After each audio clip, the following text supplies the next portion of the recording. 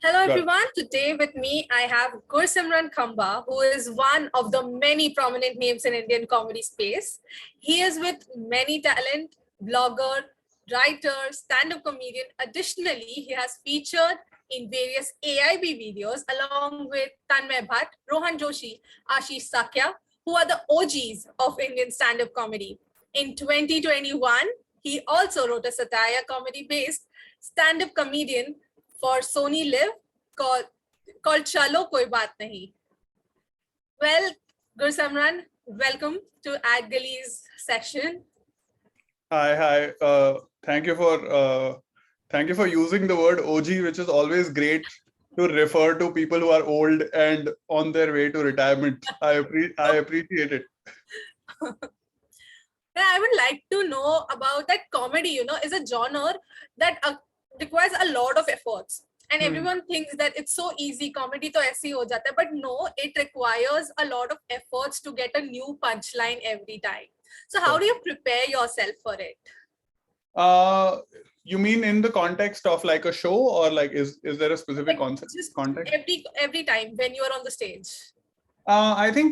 I think on stage, essentially, I think it comes from what do you want to talk about? Like, what is it that is relevant to you at that particular point of time in life?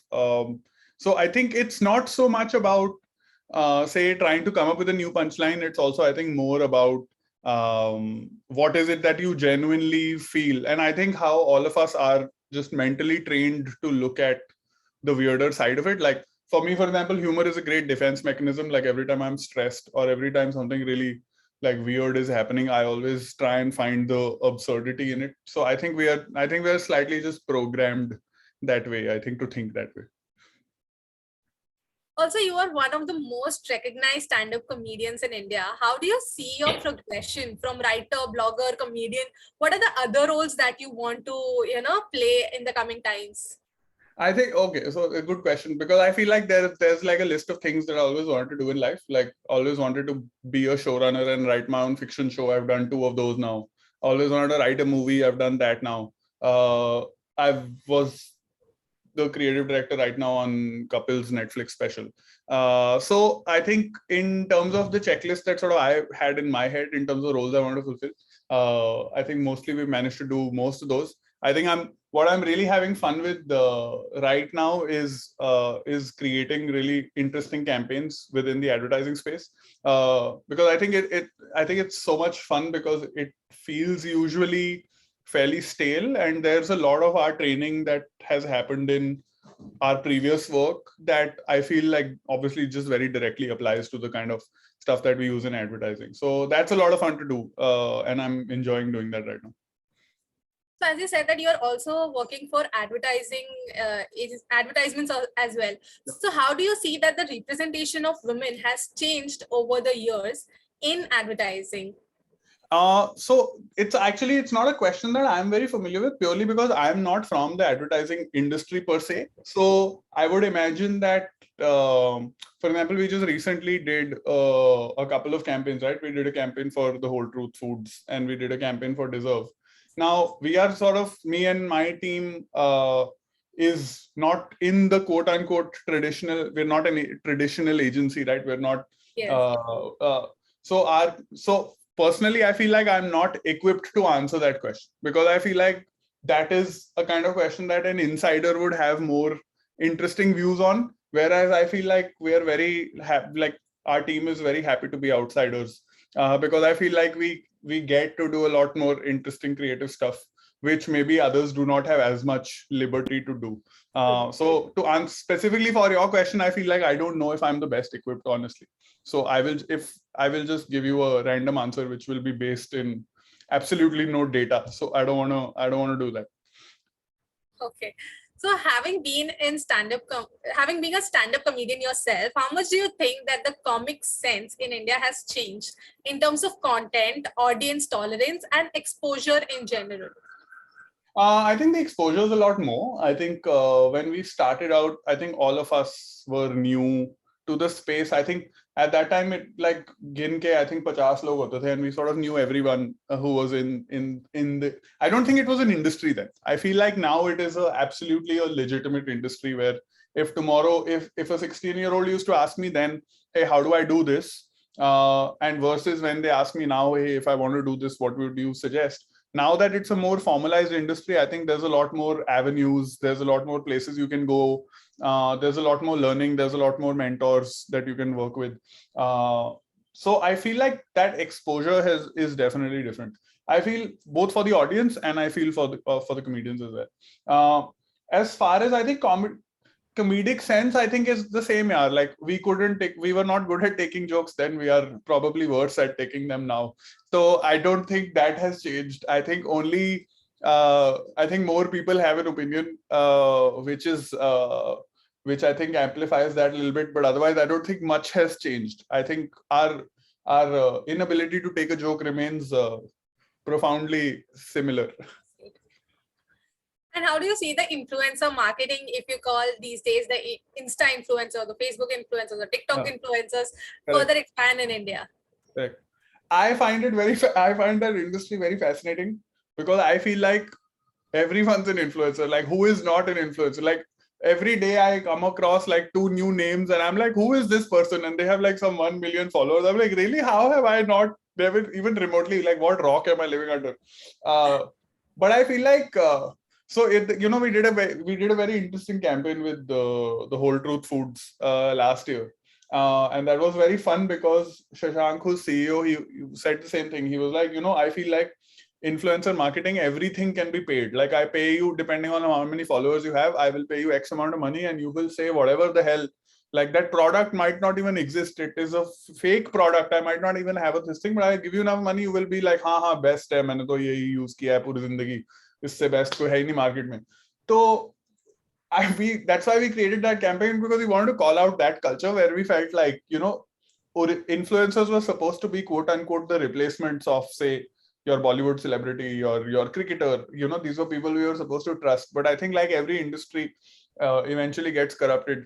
I think it was the same. So we had a lot of fun making that campaign because it called out that culture, right? Where now I genuinely don't know if somebody puts up, it's so strange how we think, right? Now even my friends, if they put up a post saying मैंने ये खाया और ये मुझे बहुत अच्छा लगा, my first thought is कितने पैसे मिले कि ये genuinely बोल रहा है. Like, then you have to message कि ये paid post था क्या, because आधे तो paid post डालते भी नहीं है, even though it is a regulation. So for me, how I see the industry, I'm like, everybody's there to do better for themselves, that's fine. But I feel like somewhere a tipping point is going to come where what influencer marketing was supposed to achieve, I feel, and that brands have already become slightly more aware of that. Like, ab thoda I can also see when we are also designing campaigns that people are a little more conscious of, hey, just because that person, sorry, that's my dog, that just because my person has 2 million followers doesn't mean that they talk to the audience that we want to talk to, etc. etc.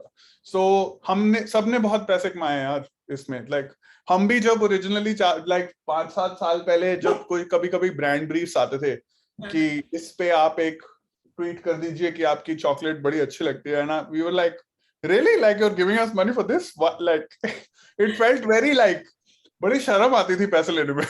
So it was like, क्यों? But ठीक है यार.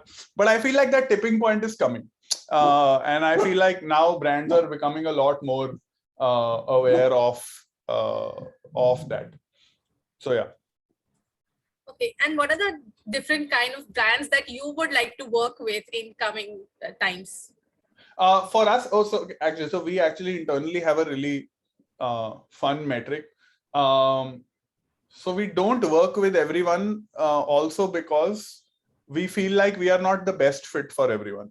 So internally, we love, for example, working with D2C brands, like, because I feel like D2C brands also, they're slightly younger, they're more experimental, because they are used to talking to their audience already on a one-to-one basis. There's a lot more clear insight, and there's a lot more to work with. And I genuinely feel like there are a lot more experimental as well in terms of how to sort of reach their audience. So so we, like, for example, the latest example I can give you is we worked with Deserve, right? It's a new investment platform, management platform, and we created two films for their campaign. One was around crypto and one was around, say, mutual funds.